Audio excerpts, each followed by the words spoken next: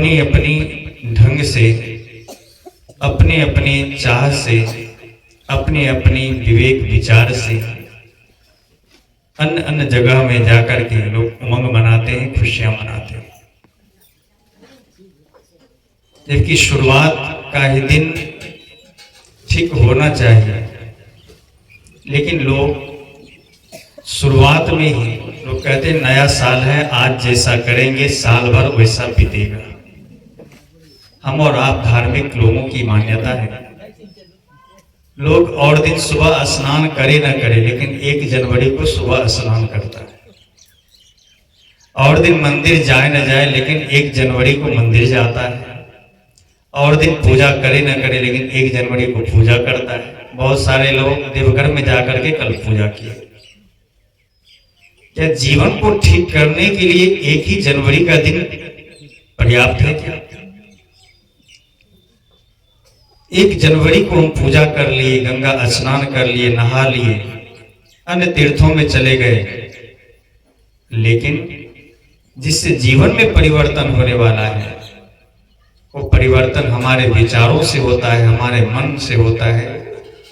और उनमें कोई परिवर्तन नहीं हुआ तो चाहे देवघर जाइए, गंगा स्नान जाइए, मंदिर जाइए। तो जैसे 2023 में 31 दिसंबर 30 दिसंबर 2023 को जी रहे थे, उसी तरह आज भी जी रहे हैं। तो कहीं जाने से कोई फायदा हुआ था? कहीं जाने से कोई फायदा नहीं हुआ। नए साल का मतलब है कि हमारे जीवन में नई विचार का आना। नए साल का मतलब है हमारे जीवन में नई सोच का पैदा होना। हम नए विचारों को नहीं जगा पाते हैं, नए विचारों में नहीं जी पाते हैं, नए विचारों को धारण नहीं कर पाते हैं। सिर्फ पूजा पाठ पर ही अपने जीवन को सौंप देते हैं तो जीवन में कोई परिवर्तन नहीं होने वाला है। जीवन में वो नहीं मिलने वाला है जो आप चाहते हैं। हम मनुष्य तो खुशियां मनाते हैं कि 1 जनवरी आ गया। जरा उन भेड़ बकरों से पूछो, मुर्गी मुर्गा से पूछो, कबूतर से पूछो, वो कहीं न कहीं जरूर आंसू बहाता होगा कि मेरे लिए 1 जनवरी का दिन कभी ना आए तो बहुत अच्छा होगा। क्योंकि 1 जनवरी के दिन कितने भेड़ बकरे मुर्गे काट दिए जाते हैं, बकरी काट दिए जाते हैं, मछली काट दिए जाते हैं। और दिन तो लोग कम खाते नहीं, 1 जनवरी को ज्यादा से ज्यादा लोग खाते हैं। तो उसके लिए 1 जनवरी का दिन शुभ है क्या? उसके लिए 1 जनवरी का शुरुआत अच्छा है क्या? तो मनुष्य के लिए ये अच्छा भले मान ले, वो सिर्फ मान लेता है लेकिन करता कुछ नहीं। बहुत से शराबी हैं, कल शराब पी करके रोड पर टक झुक करके चलते हैं। जो भी पर्व त्योहार आता है उसको देखो, उसके लगता है यही जीवन है। तो कोई परिवर्तन होता है क्या? जैसे हम पिछले वर्ष में जी रहे थे उसी तरह आज भी जी रहे। कल भी हमारे पास लड़ाई झगड़ा था, ईर्ष्या द्वेष था, आपस में दुराव टकरा था, गोतनी में बोलचाल नहीं था, पड़ोसी से बोलचाल नहीं था। 2024 में 1 जनवरी को भी वही कर रहे हैं। तो नया साल है क्या? नए साल का मतलब नए जीवन की शुरुआत होना, नए साल की मतलब नई विचार की शुरुआत होना। लेकिन हम जी तो रहे पुराने विचारों में। हम कपड़े तो बदल लेते हैं, श्रृंगार तो बदल लेते हैं, आभूषण तो बदल लेते हैं, जीने की सारी संसाधनों को बदल लेते हैं, लेकिन विचार को पुराना का पुराना ही रखते हैं। तो कैसा नया साल, कैसी 1 जनवरी? इसलिए बहुत सारे लोग खुशियां नहीं मनाते, शुभकामना नहीं देते। लोग सोचते हैं कि हम जैसे जी रहे थे आज भी जी रहे हैं। जो जीवन की शुरुआत अगर मानते हैं कि 1 जनवरी से होता है तो नए नए चीजों की शुरुआत कीजिए, नए विचारों की शुरुआत कीजिए, अपने कर्मों में नई चीजों को धारण कीजिए। कल तक हमारा जैसा कर्म था उसको मैं वही छोड़ रहा हूं, आज नए जीवन की शुरुआत करूं। कल तक हम आपस में दुराव टकराव में जीते थे, हम आज प्रेम में जीना प्रारंभ कर दें। कल तक हम ईर्ष्या द्वेष में जीते थे, आज तक प्रेम में जीना प्रारंभ कर दें। कल तक हम वैर विरोध में जीते थे, आज से हम प्रेम में जीना प्रारंभ कर दें। 1 जनवरी आपके जीवन में किसी दिन आ सकता है, नए साल की शुरुआत अभी भी हो सकता है, लेकिन हम मान्यता बना लिए हैं 1 जनवरी शुरुआत का दिन है, लेकिन सब कुछ पुराने की पुराने हैं। इसलिए जीवन में कुछ चाहते हैं तो नई विचारों में जीना प्रारंभ करें। वो नया विचार क्या है? वो नए विचार संत गुरुजन से आते हैं, संत गुरुजन के पास से मिलते हैं, शास्त्र से मिलते हैं। जो हम संत गुरुजन की वाणी है उन पर संकल्प लेकर के जीना शुरू कर दें तो नए विचार और नई सोच में हमारा जीवन परिवर्तित हो जाएगा, हमारे जीवन में कर्म की सुधार हो जाएगा। गुरुदेव जी कहा करते थे, कर्मों की सुधार सबसे बड़ी साधना है। वो कर्म की सुधार कहाँ होगा? तो जब हम जीवन की शुरुआत संतों के पास जाकर के करें, क्योंकि अन्य जगह आप जाते हैं तो वहां आप चाहे घुटने पर ठगुनियां पार दें, बढ़िया से कान पकड़ के उठक बैठक लगाएं, वो देवता कभी नहीं कहने वाला है कि जुआ छोड़ो, शराब छोड़ो, मांस मछली छोड़ो, बैर विरोध छोड़ो, ईर्ष्या द्वेष छोड़ो, कभी नहीं कह सकता। चाहे घंटों भर 24 घंटे 365 दिन वहां बैठ जाइए तपस्या में, वो कभी नहीं पूछ सकता है कि आपके भीतर क्या तकलीफ है, आपके शरीर में कौन रोग है। कोई कह सकता है कि आज तक किसी को पूछा है? मुझे तो नहीं पूछा, मुझे कोई देवता आज तक नहीं पूछा है तुम्हारे पास क्या कमी है, तुम्हारे पास क्या दुख है, तकलीफ है। लेकिन संत गुरुजन के पास जाएं, अपने गांव में बड़े बुजुर्गों के पास जाएं, उनसे कुछ न कुछ, जैसे आप प्रणाम करेंगे, झुकेंगे तो कहेगा बाबू ठीक हो कि नहीं, तुम्हारे पास कोई तकलीफ तो नहीं है, तुम्हारे पास कोई कमी तो नहीं है, तुम्हारे जीवन में कोई दिक्कतें तो नहीं है। वो देवता बड़ा है कि जहाँ 24 घंटे आप तपस्या में बैठे हैं, ना कोई हाल चाल पूछता है, ना कोई दुख तकलीफ जानने का प्रयास करता है, वो देवता बड़ा है। कौन देवता बड़ा है? कौन देवता बड़ा है? घर में किसी बहू बेटी के पेट में 12 बजे रात को दर्द हो जाए, और सास से कितनों झगड़ा है, पड़ोसी से कितनों झगड़ा है, कोई देखने वाला नहीं है, आप जोर जोर से चिल्लाना प्रारंभ कर दें तो कौन दौड़ेगा? वो जो एक तो घर बना लिए हैं कोहबर का, वो देवता दौड़ेगा? पड़ोसी वाला देवता दौड़ेगा? सास वाला देवता दौड़ेगा? कौन देवता दौड़ेगा? कौन देवता दौड़ेगा? यही मनुष्य रूप में जो है देवता देवी, यही दौड़ेगा, कोई और नहीं दौड़ेगा। चाहे आप गंगा से मिट्टी ला करके उसे स्थापित कर दीजिए, चाहे दुनिया के सभी तीर्थों से मूर्ति पत्थर ला करके स्थापित कर दीजिए, कोई आपका हालचाल पूछने वाला नहीं होगा, कोई आपकी दुख को जानने वाला नहीं होगा। लेकिन मनुष्य रूपी जो देवता है, जो कबीर साहब के देवता है, कबीर साहब ने कहा सब घट मेरो साइया चोट का ही पटारो। जितनी मनुष्य तनधारी है, मनुष्य तन ही नहीं, जितनी प्राणी जगत है, जितने संसार में जीव हैं, प्राणी है, सबके हृदय में देवता विराजमान है जो एक दूसरे की सुख दुख को जान सकता है। लेकिन हम ये देवता से क्या करते हैं? हम ये देवता से बैर विरोध करते हैं, द्वेष करते हैं, और दूसरे देवता के पास समर्पण करते हैं। तो समर्पण से क्या मिलेगा? कुछ नहीं मिलेगा। भले तनिक भर मन की शांति मिल जाए।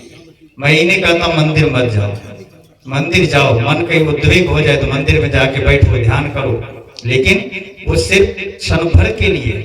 लेकिन जिस मंदिर में 24 घंटे बिताते हैं, जिस समाज रूपी मंदिर में, परिवार रूपी मंदिर में, घर रूपी मंदिर में आप हमेशा बिताते हैं, वहां का परिवेश ठीक होना चाहिए। ये मंदिर आप पूरे ग्रामीणों के बीच में है, सत्संग मंदिर, इनका भी व्यवस्था सही होना चाहिए, नहीं होना चाहिए। यहाँ आज मंदिर है, यहाँ बैठ के इतने लोग सत्संग लाभ ले रहे हैं, ज्ञान से लाभ ले रहे हैं, लेकिन जिस इस मंदिर की स्थिति देखिए कैसी है, जैसे कि तैसी है। लेकिन जहाँ कोई उपदेश करने वाला नहीं है, जहाँ कोई हालचाल पूछने वाला नहीं है, उस मंदिर को हम बढ़िया बना देते हैं, रंग रोगन कर देते हैं, खूब सजा देते हैं, उसको रोज धोते हैं, निपते पोछते हैं, उससे क्या मिलने वाला है? ये मंदिर ठीक होनी चाहिए जहाँ कोई ना कोई संत आते रहेंगे, हम सभी लोग मरकर चले जाएंगे, ये धरती रहेगी, ये मंदिर रहेगी, कोई ना कोई आकर के उपदेश करते रहेंगे। ये मंदिर का पहला स्थान होनी चाहिए। इस मंदिर में सबकी सहयोग होनी चाहिए, सबकी भावना होनी चाहिए, और अगल बगल लोगों के खास करके ध्यान होनी चाहिए। लेकिन जो इस मंदिर की गरिमा कोई नहीं समझे, उसी मंदिर में भी आके गाली देगा, नहीं देगा। यहाँ भी कई लोग हैं जो इस स्थान की गरिमा को नहीं समझ पा रहे हैं। यहाँ रह रहे साध्वियां लोग, माताएं लोग उसकी गरिमा को नहीं समझ पा रहे हैं। अभद्र अभद्र भाषाएं, अभद्र अभद्र गालियां, अवश्य लोग बातें कहते हैं। ये क्या है? यह है सोई हुई चेतना की पहचान। उसके लिए ना नया साल है ना पुराना साल, उसका जीवन ही बेकार है। इसलिए नए साल की मतलब जीवन में नई कुछ होनी चाहिए। जो कल हम जी रहे थे वो आज हमारे जीवन में वैसा ना हो, उससे अच्छा हो। जैसा हमारा कर्म कल था आज वैसा ना हो, उससे अच्छा हम कुछ करें, क्योंकि कर्म ही व्यक्ति को महान बनाता है। कर्म से ही व्यक्ति हैवान होता है, कर्म से ही व्यक्ति शैतान होता है, कर्म से ही व्यक्ति बेईमान होता है।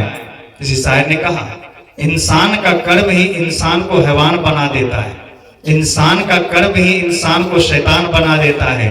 समझ बुझ कर कर्म करे इंसान, इंसान का कर्म ही इंसान को भगवान बना देता है। वो भगवान कहीं और से ऊपर से नहीं आता है, कोई इधर उधर से नहीं आता है। सब एक ही माता पिता से पैदा होते हैं, एक ही माँ से सब पैदा होते हैं। बस भगवान बनने की एक ही कला है, अपने कर्मों को ठीक कर लो, भगवान हो जाओगे। अपने कर्मों को सही कर लो, भगवान हो जाओगे। वो कर्म हमारा कैसा होना चाहिए? वो कर्म हमारा ऐसा हो जो सदगुरु कबीर के विचार है, सब घट में रोसाइयां चुटका ही पर डाल। सबके हृदय में परमात्मा है, किसको मैं गाली दूं, किससे घृणा करूं, किससे द्वेष करूं, किससे अपशब्द कहूं। वो इसलिए कहा जाता है कि मन में अहंकार होता है, हम बड़े धनवान हैं, हम बड़े ज्ञानी हैं, हम बड़े तपस्वी हैं, हम बड़े जोगी हैं, हम बड़े वक्ता हैं। ये अहंकार हो जाता है। व्यक्ति अहंकार के कारण ही जीवन में गिरता है, अहंकार के कारण ही भटकता है। सदगुरु कबीर ने कहा जीवन में गिरने का कारण है अहंकार। मन में अहंकार हो गया, कहीं ना कहीं गिरोगे, ऊपर नहीं उठ सकते हो। सदगुरु कबीर मंत्र देते हैं, आपा तजो हरि भजो, नक्सिक तजो विकार, सब जीवन से निर्भय रहो, साधु मता है साधु। जीवन में सर्वोच्च उपलब्धि चाहते हो तो जीवन में अहंकार का त्याग कर दो। अहंकार के कारण ही रावण का नाश हुआ, अहंकार के कारण ही कंस का नाश हुआ, अहंकार के कारण ही बड़े बड़े राजाओं महाराजाओं में आपस में लड़कर मर गए। अहंकार व्यक्ति झुकता नहीं है और अहंकारी व्यक्ति कभी कुछ लेता नहीं है।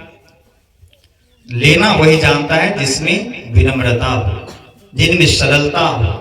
उसके लिए कबीर साहब कहते हैं, सबते लघुता भली लघुता से सब होए, जस द्वितीया को चंद्रमा शिष नावे सब होए। सदगुरु कबीर क्या कहते हैं, द्वितीया की चंद्रमा की पूजा क्यों होती है? क्यों? आज चांद उगा है, कल द्वितीया है, दूसरे दिन की चांद उगा है, उसको लोग शीश नमाते हैं। उसी से इसलिए नमाते हैं कि चंद्रमा की शुरुआत हुई है, ये 15 दिन तक पूरा रोशनी से जगमगाएंगे। पूर्णिमा की चंद्रमा शीश लोग दबाना नहीं चाहते, क्यों? क्योंकि उसके बाद से अंधियारी पैदा प्रारंभ होता है। सदगुरु कबीर कहते हैं जीवन के एक एक क्षण में उदाहरण देते हैं, जीवन के सर्वोच्च उपलब्धि की हर क्षण में मनुष्य जहां चाहे वहां उदाहरण ले सकता है। पूर्णिमा की चंद्रमा को कोई शीश नवाना नहीं चाहता, द्वितीया की चंद्रमा को शीश नवाते। इसलिए पूर्णिमा की चंद्रमा के बाद अंधियारी आने वाली है और द्वितीया की चंद्रमा के बाद उजियाली आने वाली है। इसलिए हम सभी मनुष्य का जीवन कैसा होना चाहिए? लघुता, विनम्रता हमारे जीवन में होनी चाहिए। 2 बोतल है, एक बोतल में पानी भरा हो, एक गुलाब जल भरा हो, एक बोतल खाली है। अब खाली बोतल कहे भरा हुआ बोतल से कि तुम्हारे अंदर में जो गुलाब जल है, सुगंध है, वो मेरे में भर दो। भरा हुआ बोतल कहता है ठीक है मैं देने के लिए तैयार हूं, तुम झुक जाओ। और खाली बोतल कहता नहीं, झुकेंगे नहीं। तो भरा हुआ बोतल का पदार्थ जाएगा उसमें? नहीं जा सकता। तो हम मनुष्यों का जीवन बिल्कुल खाली होना चाहिए। वो खाली क्या चीज से? अंदर के सारे विकारों से खाली होनी चाहिए। मन में जो विकार जमा है उसको त्याग करना चाहिए। अंदर के विकार जब तक बाहर नहीं होंगे तब तक सद्गुण रूपी ज्ञान रूपी भक्ति रूपी ज्ञान अंदर प्रवेश नहीं कर सकता है। इसलिए जीवन में समय अभाव है, अधिक नहीं कहूंगा कि जीवन में जैसा कल जी रहे थे, परसों जी रहे थे, आज बिल्कुल उससे अलग जीने का प्रयास करें, चाहे कोई भी हो। जब ये सोच करके जीना प्रारंभ करेंगे और यह सोच लेंगे कि जीवन की हर क्षण बदल रहा है, जैसे 2023 बीत गया देखते देखते, एक साल समाप्त, 2024 का दूसरे दिन हो गया, ये भी तुरंत समाप्त हो जाएगा देखते देखते। जीवन की भी घड़ी उसी तरह बीत रहा है। हम कह रहे बड़े हो रहे हैं, उम्र हमारी बढ़ रही है, लेकिन नहीं, उम्र घट रही है। 30 वर्ष जी लिए तो उम्र घट गई कि नहीं? ये जीवन का हर क्षण जैसे सुई की नोक घड़ी का चल रहा है, उस तरह जीवन का भी साथ समय का घड़ी चक्र चल रहा है। और सब चीज की तो ठिकाना रहता है, गारंटी रहता है। कुछ खरीदने चाहिए, कहेगा 2024 से 25 तक इसकी गारंटी है, लेकिन जीवन की कोई गारंटी है क्या? जीवन जब तक चल रहा है, कब खत्म हो जाए कोई गारंटी नहीं है। कोई पता है कि इसमें हम सभी लोग जितने बैठे 2024 पार कर लेंगे? किसी की पता नहीं। मैं तो अपना बारे में कहता हूँ, मुझे पता नहीं मैं 2024 पार कर लूंगा, और लोगों को पता भी। इसलिए जीवन की भी घड़ी क्षण क्षण